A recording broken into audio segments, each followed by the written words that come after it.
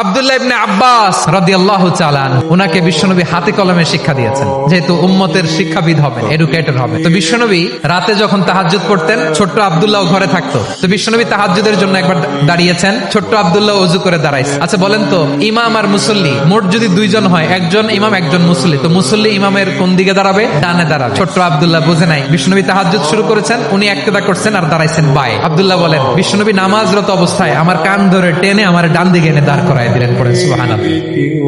এভাবে বিশ্বনবীর অনেক সঙ্গ পেয়েছেন। উনাকে বিষ্ণু ইসলাম শিক্ষাবিদ, এডুকেটর অফ দিস উম্মাহ হিসেবে সিলেক্ট করেছেন, হাতে কলমে শিখিয়েছেন। বিশ্বনবী একবার প্রকৃতির ডাকে সাড়া দিয়ে এসেছেন। এখন কি করতে হবে? নামাজের জন্য ওযু করতে হবে। বিশ্বনবী এসেই দেখেন ওযুর বদনায় পানি ভরা, খুশি হয়ে গেলেন। বললেন, কে রেখেছে পানি? একজন বলল, আব্দুল্লাহ রেখেছে। বিশ্বনবী অত্যন্ত খুশি হলেন, খুশি হয়ে একটা দোয়া করলেন, বললেন, আল্লাহুম্মা ফাক্কিহু ফিদ্দীন ওয়া আল্লিমহু তা'ওয়ীল। আল্লাহ, তুমি আব্দুল্লাহকে দ্বীনের বুঝ দিও আর কোরআনের তাফসীর শিক্ষা দিও। বিশ্বনবীর এই দোয়া এমন লাগছে উনি রাইসুল মুফাসসিরিন, এই পৃথিবীতে যত মুফাসসির ছিল, যত মুফাসসির আসবে, সকল মুফাসসিরের সম্রাট হিসেবে স্বীকৃত হয়েছে।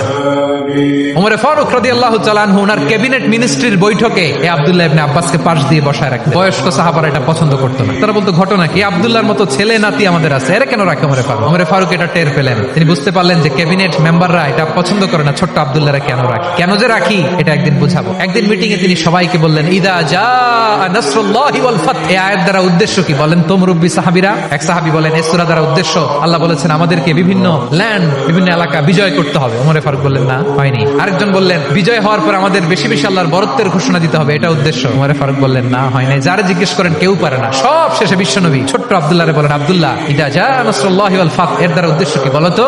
ছোট্ট আব্দুল্লাহ বলেন, হুয়া আজালু রাসূলিল্লাহ। এই আয়াত দ্বারা বিশ্বনবীর বিদায়কে উদ্দেশ্য নেওয়া হয়েছে। ওমর ফারুক বলেন, হাযা হুয়া, এটাই তো সঠিক উত্তর, এটাই সঠিক তাফসীর এই আয়াতের। কারণ ইদা জাআ নাসরুল্লাহি ওয়াল ফাত, যখন আল্লাহর সাহায্য আর বিজয় আসবে, ওয়া রাআইতান নাসা ইয়াদখুলুনা ফি দীনিল্লাহি আফওয়াজা, আপনি দেখবেন দলে দলে, হলে হলে, বানের পানির মতো মানুষ ইসলামের দিকে ঢুকতেছে।